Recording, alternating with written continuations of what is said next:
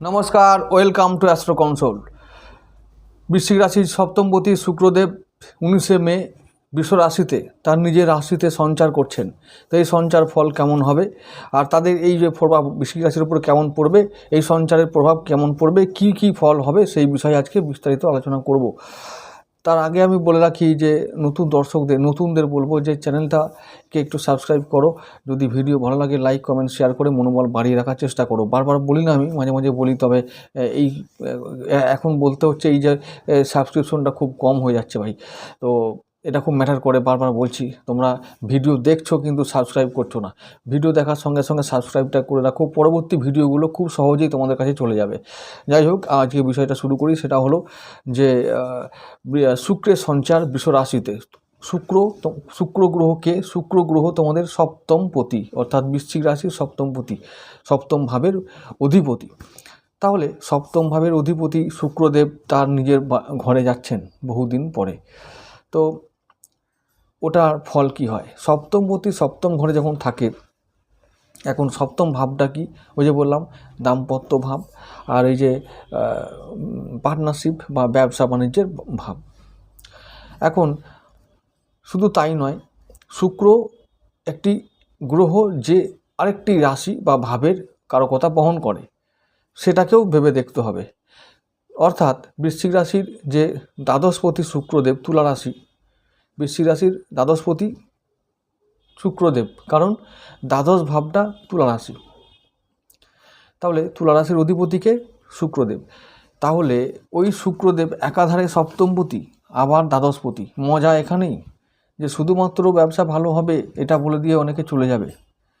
তো এখানে ব্যবসা ভালো হবে না তা কিন্তু নয়। আবার বলছি, দাম্পত্য সম্পর্ক ভালো হবে না তাও কিন্তু নয়। এখানে অনেক পসিবিলিটি আছে, আবার খারাপ হবারও সম্ভাবনা আছে। ভালো মন্দ দুটোই হবে। বুঝিয়ে আমি দিচ্ছি, তোমরা বুঝে নাও, আর সঠিক ফলটা হচ্ছে কি না মিলিয়ে নেবে। ফল হোক না হোক, ফল দেবার যে যেটা সম্পূর্ণ অধিকার সেটা ঈশ্বরের উপরে আছে, তার হাতে আছে, বাকি কারোর হাতে নেই। এটা কেউ কিছু বলতে পারে না। কিন্তু এটা আমাদেরকে আগাম বুঝে নিতে হয় যে অন্তত 70% কি 80% এরকম হতে পারে, এক্স্যাক্ট নাও হতে পারে, কিন্তু আমরা বুঝে নেওয়ার চেষ্টা করতে পারি যে এই ব্যাপারগুলো হতে পারে। তার জন্যই এই সমস্ত বিষয়গুলো নিয়ে আলোচনা দেখা, শোনা, বোঝা, এটাই হলো অ্যাস্ট্রোলজির উদ্দেশ্য, জ্যোতিষশাস্ত্রের উদ্দেশ্যটা কি? আগাম আঁচ করিয়ে দেওয়া। তো আমি সেই চেষ্টাই করছি। শুক্র 19শে মে যাবে বৃষ রাশিতে, নিজের রাশিতে। তো সেখানে তিনি একা থাকবেন না, আরও দুজন থাকবেন। তো যাই হোক, আগে এটা বলে রাখি, সপ্তমপতি আর দ্বাদশপতি দুটোরই কারকতা যেহেতু তিনি বহন করেন, তাই দুটোর ফলই সমানভাবে নিয়ে ওই ঘরে প্রবেশ করবেন বৃষ রাশিতে। তো বৃষ রাশিতে প্রবেশ করার সঙ্গে সঙ্গে কি ভালো ফল হতে পারে? তো সম্ভাবনা বহুত কম। কারণ প্রথম দিকে তিনি একটু দুর্বল থাকবেন, অসুবিধায় থাকবেন, সমস্যায় থাকবেন, কারণ রবিদেবের সঙ্গে মিলিত হবেন। দারিদ্র দোষ তৈরি করবেন, তিনি অস্ত যাবেন, তিনি দুর্বল হবেন। তাহলে কি হবে? প্রথম দিকে মানে ওই যে 19শে মে থেকে নিয়ে একদম মানে শুরু করে ও একদম যে কয়েকটা দিন, তাও প্রায় দিন 15 মতন একটু ব্যবসা বাণিজ্য মন্দা দেখা দিতে পারে ওর মধ্যে। আবার বলছি, যারা শুক্রের ব্যবসা করো তাদের কিন্তু চিন্তা করার কিছু নেই। সপ্তমপতি সপ্তমে থাকলে ভাবের বৃদ্ধি হয়, ভাবের ফল বৃদ্ধি হয়। মানে ভাবপতি যদি ভাবেই থাকে তাহলে ফল বৃদ্ধি হয়। কিন্তু এটা একটা কন্ডিশনাল ব্যাপার। যদি অনেক কিছু ব্যাপার মানে যদি তিনি একা থাকতেন ওইভাবে বা ঘরে, তাহলে কিন্তু ফল একরকম হতো। কিন্তু তিনি একা থাকছেন না, রবিদেব থাকছেন, তার সঙ্গে দেবগুরু বৃহস্পতি থাকছেন, তাই ফলের হেরফের হতে পারে। কারণ জন্মছকে যদি শুক্রের অবস্থান বা পজিশন যদি ভালো থাকে, তাহলে ভালো ফল আসবে এই সমস্ত ক্ষেত্রে, যদি না থাকে তাহলে ভালো ফল আসবে না। এখন একটা কথা বলে রাখি, দ্বাদশ ভাবটাও ব্যাপার আছে। দ্বাদশ ভাবটা হচ্ছে যে বিদেশের ভাব। শুক্র এমন একটা গ্রহ যে শুধু কামনা, বাসনা, ঐশ্বর্য, ধন দৌলত এই সমস্ত ব্যাপারগুলো দেখে বা এদের এই কন্ট্রোল করে।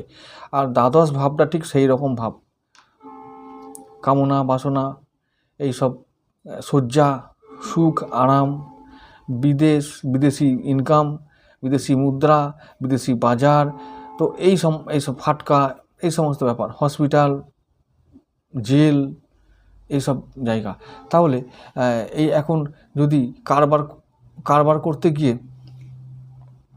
যদি বেশি কিছু ঝুঁকি নিয়ে ফেলি, তাহলে হতে পারে খুব খরচ হবে, কারণ দ্বাদশপতিটা ব্যয় ভাব, খরচ হতে পারে বা এক্সট্রা উটপটাং খরচা হয়ে গেল। তো সেখানে ঝুঁকি নেওয়া খুব একটা যাবে না, কারণ ওই যে বুধদেব তখন অলরেডি মেষ রাশিতে থাকবেন, মেষে থাকবেন ষষ্ঠভাবে। তাই সেই সময় শুক্র সপ্তমে গেলেও অবশ্যই হঠকারী সিদ্ধান্ত নেওয়া যাবে না এবং ভেবেচিন্তে ইনভেস্ট করতে হবে ব্যবসাতে। ব্যবসার বৃদ্ধি হবে, ব্যবসায় আয় বৃদ্ধি হবে, প্রফিট হবে, কিন্তু তবুও বলছি যেহেতু তিনি রবির সঙ্গে থাকবেন, তাই মনের মতন ফল হতে অনেকটা সময় লাগবে, কিছুটা সময় লাগবে। শুক্র অনেক দিন থাকবেন বৃষ রাশিতে, তারপরে দেবগুরু বৃহস্পতির সঙ্গে থাকবেন। এই একটা ভালো অবস্থান, ভালো পজিশান। দুজন গুরুদেব নিজের রাশিতে থাকবেন, একসঙ্গে থাকবেন। আমি মনে করি দুটো গুরুদেব যখন একই রাশিতে মিলিত হবেন, তখন শুভ শক্তির উদয় হবে, শুভ শক্তির জয় হবে আমাদের মধ্যে। সেটা হৃদয়ে হতে পারে, জীবনে বা ভাগ্যে হতে পারে। শুভ শক্তির উদয় হবে এবং অশুভ শক্তিরা পরাভূত হয়ে আমাদের নতুন চৈতন্যের উদয় হবে। চৈতন্য উদয় হওয়া মানে কি, তাহলে অনেকে বলতে পারে এটা দর্শন শোনাচ্ছ, ব্যবসার সঙ্গে কি সম্পর্ক? ব্যবসার উদয়, নতুন আইডিয়া হবে, নতুন মানুষের সঙ্গে যোগাযোগ হবে। ওই যে বললাম শুক্র কিন্তু বিদেশকে ইন্ডিকেট করে, আর এদিকে তুলা রাশির দ্বাদশ ভাব তোমাদের। তো দ্বাদশ ভাবে যেহেতু বিদেশ, এতগুলো কারো কথা বললাম, সেই সংক্রান্ত বিষয়গুলো তোমাদের সামনে হাজির হবে, এই ব্যাপারগুলো হবে। অর্থাৎ এই যে বিদেশে পড়তে যাওয়া, বিদেশে ব্যবসা করা, বিদেশ থেকে ব্যবসার সুযোগ পাওয়া, বিদেশি মুদ্রা ইনকাম করা, বিদেশি কোম্পানির সঙ্গে যুক্ত হয়ে যাওয়া, এই সমস্ত, বা বিদেশে গিয়ে কাজের অফার পাওয়া, এখানে তাদের সঙ্গে ব্যবসা শুরু করা, এই সংক্রান্ত বিষয়গুলো হবে।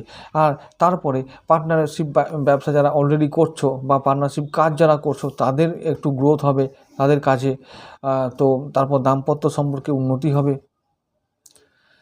কাঁচা মিঠে সম্পর্ক থাকবে, একটু টক ঝাল মিষ্টি সম্পর্ক থাকবে।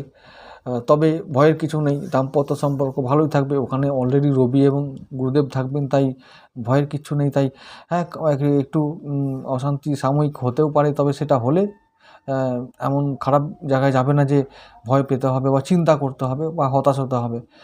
তো দাম্পত্য সম্পর্ক, ব্যবসা বাণিজ্য সব কিছু যাবে 85% ফলের দিকে। ফল পেতে বাধ্য, কারণ ওখানে ত্রিগ্রহী যোগ লাগবে। আর আমি আবার বলবো যে এই ত্রিগ্রহী যোগের জন্য একটা ভিডিও আনবো, তোমাদেরকে বুঝিয়ে দেবো যে ওখানে পার্টিকুলার কোন কোন জায়গায় কী আরও ফল পেতে আমরা পারি। কারণ বৃশ্চিক রাশি, আমি বারবার বলছি যে বৃশ্চিক রাশির জন্য আগামী কয়েকটা মাস খুব ইম্পর্ট্যান্ট, খুব ইম্পর্ট্যান্ট। এই দিনগুলো, এই সময়গুলো অনেক কিছু তোমাদের সামনে এসে হাজির হবে নতুন করে, অপ্রত্যাশিতভাবে। তোমরা তখন এমন একটা ব্যাপার হবে যে এমনভাবে হাজির হবে, তোমরা সেগুলো অ্যাকসেপ্ট করতে পারবে না। তো সেই সুযোগ হারাবে, সিদ্ধান্ত নিতে পারবে না। আগে থেকে আমি সতর্ক করে দিচ্ছি যে এই রকম সিদ্ধান্তহীনতায় যেন ভুগে কোনো সুযোগ বা সম্ভাবনাকে নষ্ট না করো, এ আমি বারবার বলে দিচ্ছি। আর এটাই তোমাদের হবে কিন্তু। অনেকে অনেক কিছু বলছো তোমরা, আমি শুনছি সব। যাই হোক, তোমাদের কাজ তোমাদের বলো, কিন্তু আমি বলবো যে যেগুলো হবার সম্ভাবনা থাকছে সেগুলো বা তোমাদের হয়, আমি বারবার বলছি তোমাদের আবার হবে। ভালো তোমাদের জন্য যদি 5 বার হয়, তাহলে খারাপ তোমাদের জন্য 3 বার হবে। তো এইটা মনে রেখো। তাই আবার বলছি যে ভালো সময় আসছে মানে খারাপটাও সঙ্গে সঙ্গে থাকবে। তো খারাপটাকে বেছে নিয়ে বা আটকে দিয়ে ভালোটাকে নিয়ে নেওয়া দায়িত্ব তোমাদের। তো এই যে বললাম যে এই যে ভালো সময় আসছে, আগামী কয়েকটা মাস ভালো দিন আসবে, শুধুমাত্র সিদ্ধান্ত ও সময়, মানে সময় ও অর্থকে সঠিকভাবে ব্যবহার করে সঠিক সিদ্ধান্ত নিতে হবে, তবেই ভালো সময় তোমরা পাবে প্রত্যেকটা দিকে। শুক্রের সঙ্গে গুরুদেবের সহাবস্থান থাকছে, একটা সঞ্চার হচ্ছে নিজের রাশিতে, তারপরে আরও অনেক কিছু ঘটনা ঘটবে যেগুলো তোমাদের কাছে ফেভার করবে। পঞ্চমভাবেই তোমাদের এই আগামী কয়েকটা দিন খুব অ্যাক্টিভেট হয়ে যাবে ওই দুটো ভাব। ওখান থেকে প্রত্যেকটি ভাব, ধনসঞ্চয় থেকে শুরু করে, ব্যবসা বাণিজ্য থেকে শুরু করে, অর্থ সঞ্চয়, ইনকাম, উপার্জন, আয় ব্যয় সমস্ত কিছু নির্ধারিত হয়ে যাবে। সমস্ত কিছু ওই আগামী কয়েকটা দিনে বা কয়েকটা মাসে তোমাদের বহুদিনকার যে সমস্ত চাওয়া পাওয়া ছিল বা স্বপ্ন ছিল যে এইগুলো পেলে আমাদের জীবনটা ভালো হবে, একটু সুখ হবে, তো এই সমস্ত ব্যাপারগুলো সিদ্ধান্ত মানে নিতেই হবে এবং সেই সুযোগগুলো চলে আসবে, হঠাৎ করে আসবে, মাথা খারাপ যেন না হয় সেটাই বলে দিলাম বারবার। এই বিষয়ে সতর্ক থেকো। শুক্রের সঞ্চার এমনই একটা সম্ভাবনা তৈরি করবে, এটাও বলে রাখলাম। যাই হোক, এবারে আমি আবার বলবো যে শুক্রদেব যদি কারোর জন্মছকে খুব পীড়িত হয়, তাহলে অবশ্যই যেটা করতে হবে সেটা হলো যে শুক্রের জন্য আমি বলছি যে পায়েস খাওয়া, সাদা জিনিস, যদি শুক্র বৃশ্চিক রাশির হচ্ছে যে কারক গ্রহ নয়, তাই বলবো যে সাদা দ্রব্যের দান করো, কুমারী কন্যাদেরকে ভোজন করাও, তাদের আশীর্বাদ নাও, তাদেরকে সাদা পোশাক বা সাদা দ্রব্য উপহার দাও। এছাড়াও ভুবনেশ্বরী দেবীর কবচ পাঠ করতে পারো, শুক্রের জন্য খুব ভালো একটা উপায়। তারপরে হচ্ছে যে শুক্রের গায়ত্রী মন্ত্র করতে পারো, শুক্রের গায়ত্রী মন্ত্র, শুক্রের বীজ মন্ত্র করতে পারো। তো এই সমস্ত ব্যাপারগুলো করতে হবে রেগুলার, তবেই শুক্রের অশুভ প্রভাবগুলো থেকে মুক্ত থাকা যাবে। আবার বলছি যে বৃশ্চিক রাশির জন্য, বৃশ্চিক রাশির সপ্তমপতি সপ্তমভাবে আসার জন্য, সপ্তম ভাব অর্থাৎ দাম্পত্য সম্পর্ক এবং ব্যবসা বাণিজ্যের সম্পর্কটা বা এই অবস্থাটা অনেকটা উন্নত হবে। তো উন্নত মানে আবার বলছি যে সম্ভাবনাগুলো তোমাদের সামনে এসে হাজির হবে, এটা অনিবার্য। তোমরা শুধু বিভ্রান্ত না হয়ে সঠিক সময়ে সঠিক সিদ্ধান্ত নাও। বিভিন্ন ক্ষেত্রে আগামী দিনে তোমাদেরকে বড় বড় সিদ্ধান্ত নিতে হতে পারে এবং বিভিন্ন বড় বড় জায়গার সঙ্গে যুক্ত হতে পারে, বিভিন্ন জায়গা থেকে অফার আসতে পারে, সেগুলোকে সঠিকভাবে ব্যবহার করো, বোঝো, ভাবো, সিদ্ধান্ত নাও। জীবনে অনেকটা এগিয়ে যাওয়ার সুযোগ এসে যাবে আর জীবনে অনেকটা এগিয়ে যাবে।